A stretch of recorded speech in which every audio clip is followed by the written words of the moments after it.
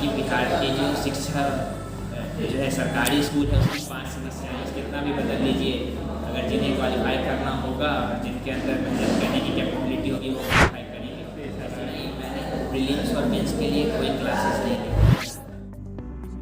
दल सिंहसराय शहर के गंज रोड निवासी कपड़ा दुकानदार शंकर लाल और गृहिणी सुधा देवी के पुत्र सौरभ कुमार बर्नवाल, जिन्होंने बिहार संघ लोक सेवा आयोग की परीक्षा में 319वां रैंक लेकर आरडीओ पद प्राप्त किया है। इसे लेकर बर्नवाल संघ द्वारा सौरभ के लिए सम्मान समारोह का आयोजन बर्नवाल धर्मशाला में आयोजित किया गया।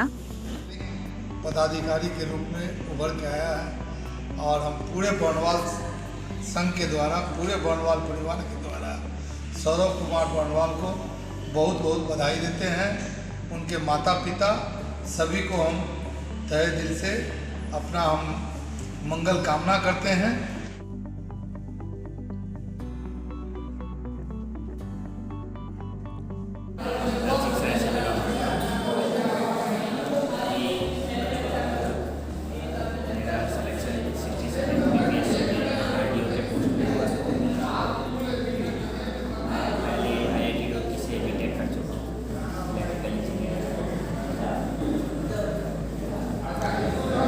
तो कैमा आपका अटेम्प्ट है ये बीपीएससी रैंक? मेरा रैंक 319 था, 390 था। इससे पहले भी एग्जाम दे चुके थे? इससे पहले भी मैं यूपीएससी दे चुका हूँ जिसमें मेरा मेंस क्वालिफाई नहीं हुआ, और इससे पहले भी मैं एक बार बीपीएससी दे चुका हूँ 66 का, जिसमें कि मेंस मेरा फाइनल रिजल्ट में मेरा सिलेक्शन नहीं हुआ। ये कैमा बीपीएससी का ये मेरा दूसरा अटेम्प्ट था, और ओवरऑल ऐसे देखेंगे तो इससे पहले भी मैं बीपीएससी एक बार दिया था, पर मैं मेंस देने नहीं आया था। तैयारी किस तरह से की? बीपीएससी की तैयारी तो जब मैं कोरोना टाइम में प्रिपरेशन शुरू किया था बीपीएससी का, तो मैं दिल्ली में रहता था, वहाँ पे रिसोर्सेज बहुत लिमिटेड थे, तो मैंने बहुत लिमिटेड रिसोर्सेज के साथ प्रिपरेशन शुरू किया। तो कुछ एक दो दोस्त थे जिनके साथ एक ग्रुप बनाया, फिर वहाँ पे प्रीवियस ईयर क्वेश्चंस इतने होते थे, पुराने पैटर्न देखा कि एग्ज़ाम के कैसे पैटर्न हैं, कैसे कैसे कितने लेवल के क्वेश्चन आते हैं, कौन कौन से एरिया को टच करते हैं। तो वैसे पहले सारे एरियाज़ को आइडेंटिफाई किया कि किस किस एरिया के कितने वेटेज हैं, और फिर उसके अकॉर्डिंग देखा कि कितना स्कोर सेफ स्कोर होगा, किस पोर्शन को हम अगर टाइम नहीं मिलेगा तो स्किप कर सकते हैं, प्रायोरिटी कितनी अच्छी है, उसके अकॉर्डिंग प्लान करके फिर मैंने प्रीलिम्स की प्रिपरेशन की। मेंस के रिगार्डिंग ऐसा था कि मैं पहले भी प्रिपरेशन में था, तो मेरे लिए पढ़ना टफ नहीं था। मैं 6, 7, 8 घंटे 10 घंटे की मेरी रेगुलर स्टडी होती थी, तो मैंने प्रीवियस ईयर सारे क्वेश्चन सॉल्व किए। उसके बाद बिहार की इकोनॉमिक सर्वे और आती है जो पूरी बहुत मोटी सी इंक्लूड होती है, मैंने उनके सारे टॉपिक्स कवर किया। उसका जो मेरा ऑप्शनल सोशियोलॉजी था उस पर मैंने बहुत मेहनत किया, क्योंकि पिछली बार जब मेरा सिलेक्शन नहीं हुआ था उसमें मुझे ऑप्शनल में कम स्कोर मिले थे, और इस बार मेरे सोशियोलॉजी के ऑप्शन से मुझे 204 नंबर मिला है, जो कि उस सब्जेक्ट का सबसे हाईएस्ट मार्क्स है, तो उसके कारण मुझे बहुत अच्छा रैंक मिला। ये कोचिंग भी कहीं ज्वाइन की थी या खुद से इशारा? नहीं, मैंने प्रीलिम्स और मेंस के लिए कोई क्लासेस नहीं ली कहीं भी, बस इंटरव्यू की गाइडेंस के लिए मैंने बहुत सारे इंस्टीट्यूट के पास जाके मैंने मॉक इंटरव्यू दिया। सेल्फ स्टडी आपकी है? बीपीएससी के लिए हमने खुद अपनी प्लान बनाई, खुद से स्टडी बनाई, प्रीलिम्स और मेंस हमने खुद से अभी जो जैसे बीपीएससी का जो तैयारी कर रहा है छात्र लोग, उन सबके लिए क्या सलाह देना चाहिए? जो बीपीएससी की तैयारी कर रहे हैं लोग, सबसे पहले तो ये कहूँगा कि वो सबसे पहले बनाए रखें, क्योंकि आपको एक गैजेटेड ऑफिसर बनने की जो जर्नी है वो इतना आसान नहीं होता। हो सकता है कि आप बहुत मेहनत करें, उसके बावजूद भी आपके स्ट्रॉन्ग एरिया से क्वेश्चन नहीं आ पाता है कई बार, तो आप कहीं ना कहीं आप डिस्क्वालीफाई हो जाते हैं। इसका ये मतलब नहीं है कि आपके पास नॉलेज की कमी थी, ठीक है, या आपने अच्छे से पढ़ाई नहीं की।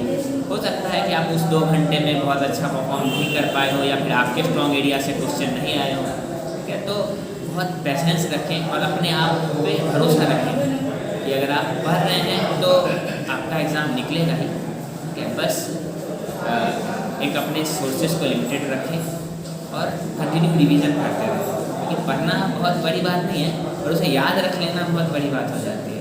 तो कंटिन्यूस रिवीजन करें और अपने ऊपर भरोसा रखें। बहुत सारे अप्स एंड डाउन्स आएंगे, बहुत बार ये ऐसा लगेगा कि बहुत टफ है, हमसे नहीं होगा, ये हमारे लिए नहीं बना है, ऐसे फीलिंग्स आएंगी।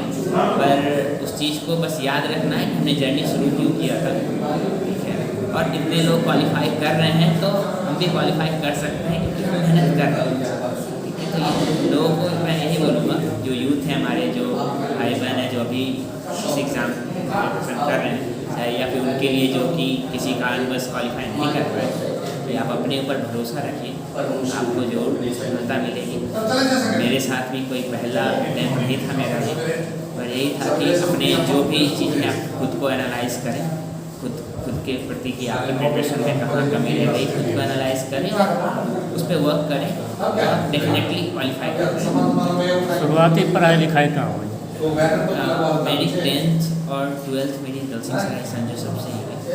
उसके बाद फिर ग्रेजुएशन मैंने IIT रुड़की से इलेक्ट्रिकल इंजीनियरिंग से बीटेक किया और प्रिपरेशन में दिल्ली में रह के कर। आगे की क्या योजना है? आगे सर मई में UPSC का एग्ज़ाम, 68 BPSC का भी मेंस मैंने दिया, इसका रिजल्ट अगले 2 महीने में आने की उम्मीद है कि उसमें भी अगर कुछ 68 BPSC का भी मेंस दिया है, जिसका कि रिजल्ट अभी अगले 2 महीने में आना है, शायद अगले महीने ही आ जाए छठ के बाद। तो उसके लिए भी मैं बहुत खुश हूँ कि वो शायद और बेटर रिजल्ट आए उसमें, और मैं आगे मई में UPSC का एग्ज़ाम होना है, जो मेरा मेन फोकस है कि पूरी टारगेट है कि मैं अगला BPSC जो एग्जाम है वो मैं बहुत अच्छे से उसे क्वालिफाई करूँ। इंटरव्यू में आपसे क्या पूछा गया था? इंटरव्यू में मुझसे बहुत सारे क्वेश्चंस पूछे गए थे कि चूँकि मैं IIT से मैंने ग्रेजुएशन किया है, मैंने इलेक्ट्रिकल इंजीनियरिंग से, तो मुझसे ये पूछा गया कि आप इतने अच्छे कॉलेज से, आप इतने अच्छे मतलब ब्रांच से आपने बीटेक किया है, फिर आप BPSC क्यों करना चाहते हैं। उसके बाद फिर मुझसे ये पूछा गया था कि अगर आपको बिहार में शिक्षा पदाधिकारी बना दिया जाए तो आप ये बताइए कि बिहार की जो शिक्षा जो है सरकारी स्कूल है उसकी 5 समस्याएँ क्या हैं। तो मैंने जब बताया 5 समस्याएँ बताई, तो उसके बाद फिर उन्होंने पूछा कि अच्छा ड्रॉप आउट रेट बहुत बढ़ते जा रहा है, तो उसे हम कैसे टैकल करेंगे, क्या क्यों हो रहा है।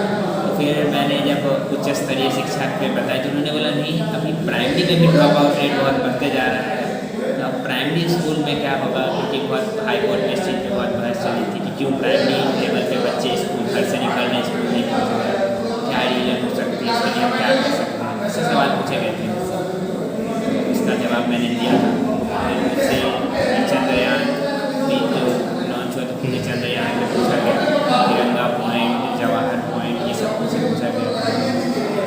चूँकि मेरी इलेक्ट्रिकल इंजीनियरिंग बैकग्राउंड है, तो उन्होंने ये पूछा कि गवर्नमेंट रिन्यूएबल एनर्जी की तरफ शिफ्ट कर रही है, तो सरकार की क्या क्या योजनाएँ हैं आगे के लिए, भविष्य के लिए, कि अब क्या क्या कर रही है सरकार। तो ये सब मुझसे पूछा गया था सवाल। फिर एक सवाल ये पूछा गया था कि UPSC की जो नई एक स्टैंडिंग कमेटी की रिपोर्ट आई है, उसमें ऐसा देखा गया कि कंटिन्यूसली IITians और खासकर इंजीनियर्स और खासकर IITians की सिलेक्शन बढ़ते जा रही है। तो देखा गया है कि इस साल 56% से IITians क्वालिफाई किए हैं। तो उनका ये योजना है वो ऐसा रिकमेंड कर रहे थे कि कुछ ऐसा पैटर्न बनाइए कि ये इंजीनियर्स कम हो जाए, ठीक है। तो उन्होंने बोला कि कुछ ऐसी योजना, तो आप इस बारे में क्या कहना चाहेंगे कि आप ये सही है गलत है। तो हमने तो सीधे से बोला कि सर ये तो गलत है, और जहाँ तक काबिलियत की बात है तो आप चाहे कि सिलेबस कितना भी बदल लीजिए, अगर जिन्हें क्वालिफाई करना होगा, जिनके अंदर मेहनत करने की कैपेबिलिटी होगी वो क्वालिफाई करेंगे। ऐसे भी ये जो प्रशासनिक सेवा है वो आर्ट्स डोमिनेटिंग फील्ड होती है, उसमें भी जब इंजीनियर्स अच्छा कर ले रहे हैं तो अब जिनके अंदर काबिलियत होगी करेंगे ही। हमने बोला चलिए अच्छा है। अभी जैसे BPSC द्वारा जो है पढ़ाई को लेकर सिलेबस में भी काफ़ी चेंज किया गया है, तो उसके छात्रों को क्या सलाह देना चाहेंगे? देखिए BPSC ने बहुत चेंज किया है, अपना लेवल बहुत इम्प्रूव किया है, वो UPSC के लेवल तक आ गया है। प्रीलिम्स में उन्होंने नेगेटिव नेगेटिव मार्क्स इंट्रोड्यूस कर दिया। पिछली बार 1/4 नेगेटिव था, इस बार 1/3 नेगेटिव मार्क्स कर दिया गया। तो उससे जो काबिल बच्चे हैं इसमें लक फैक्टर बहुत कम हो जाएगा। इसमें जो लोग सही में मेहनत कर रहे होंगे, जो बहुत डीप में स्टडी कर रहे होंगे, उनके सिलेक्शन होने के चांसेस बढ़ेंगे। और रही बात मेंस की, तो मेंस में उन्होंने ऑप्शनल सब्जेक्ट को उन्होंने क्वालिफाइंग नेचर का ऑब्जेक्टिव कर दिया। तो उससे जो ये जो समस्याएं आती है हर बार की, कोई पर्टिकुलर सब्जेक्ट बहुत बूम कर जाता है, जैसे पिछली बारी मैथ्स, इंजीनियरिंग ये सब्जेक्ट बूम कर, इस बार कहा जा रहा है कि लिटरेचर, सोशियोलॉजी ये सब्जेक्ट बूम कर रहा है, बाकी सब्जेक्ट्स को मार्क्स नहीं मिल रहे। तो ये समस्या ख़त्म हो जाएगी। अब ऐसे का पेपर इंट्रोड्यूस किया गया है जिसमें कि 3 ऐसे लिखते हैं। यहाँ तक यूपीएससी भी 2 ऐसे लिखवाती है, पर बीपीएससी उससे एक कदम आगे निकल के वो 3 घंटे में 3 ऐसे लिखवाती है। इसके लिए बहुत डीप स्टडी करनी पड़ेगी सबको, बहुत सारे शख्सियत के बारे में पढ़ना पड़ेगा, बहुत डेप्थ स्टडी करनी पड़ेगी, ताकि 10-10 पेज के ऐसे लिखने होते हैं उनके लिए मतलब इतना कम टाइम में लिखना, अगर आप बहुत डीप में नहीं पढ़े हो तो बहुत चैलेंजिंग हो जाता है। तो वो एक बड़ा फैक्टर बनेगा आगे के एग्ज़ाम के लिए ऐसे का पेपर, जो कि सिलेक्शन डिसाइड करेगा, जो 68 से इंट्रोड्यूस हुआ है। तो मैं लोगों को यही बोलूँगा कि आप ऐसे पेपर के लिए आप जो बहुत अच्छे बुक्स हैं वो पढ़ें, ठीक है, जो बहुत सारे ऑटोबायोग्राफीज़ हैं, बायोग्राफीज़ हैं बड़े बड़े लोगों के, वो पढ़ें। उससे आपको बहुत थिंकिंग ब्रॉड होगी आपकी, तो आप अच्छा परफॉर्म कर पाओगे ऐसे के। करेंट अफेयर के लिए कौन सा पेपर? करेंट अफेयर्स का लोगों के अंदर एक धारणा बनी है कुछ बुक्स को लेकर, SPD है और एडिटोरिया हो, ऐसे जो कि देखा गया कि अभी जो एग्ज़ाम हो रहे हैं वो सारे बुक फेल कर जा रहे हैं। शायद SPD और एडिटोरिया से एक भी क्वेश्चन नहीं आया, जिस SPD एडिटोरिया के लिए लोग बहुत ही दिल से पढ़ते हैं, पूरे महीने भर टाइम देते हैं। और ऐसे कोई पर्टिकुलर बुक से सिलेक्शन जो है, या तो मैं ये बोलूँगा कि आप रेगुलर के करंट अफेयर्स पढ़ें, शायद यूट्यूब से भी पढ़ें, तो आप हर दिन का करंट अफेयर्स सुने कि हर दिन जो 10 क्वेश्चन 12 क्वेश्चन कहीं से मिल जाए। हो सके तो कोई एक न्यूज़पेपर फॉलो करें, कोई भी न्यूज़पेपर हो, कोई पूरा नहीं पढ़ सकते हो, एटलीस्ट उनका हेडलाइंस पढ़ें। आप ऑल इंडिया रेडियो का न्यूज़ सुन सकते हैं, DD न्यूज़ का एक्सप्रेस 100 आता है, वो सुन सकते हैं, इससे आपको बहुत इन्फॉर्मेशन मिल जाएगा। और अगर आप रेगुलर अगर आप नॉलेज अगर करंट अफेयर्स सुनते रहते हैं, रेगुलर की न्यूज़ सुनते रहते हैं, तो शायद एग्ज़ाम में कहीं से भी क्वेश्चन आ जाएगा, आपका माइंड आपको एक सही डायरेक्शन में स्ट्राइक कर देता है कि हाँ ये आपने देखा था, ये आपने कहीं पढ़ा था।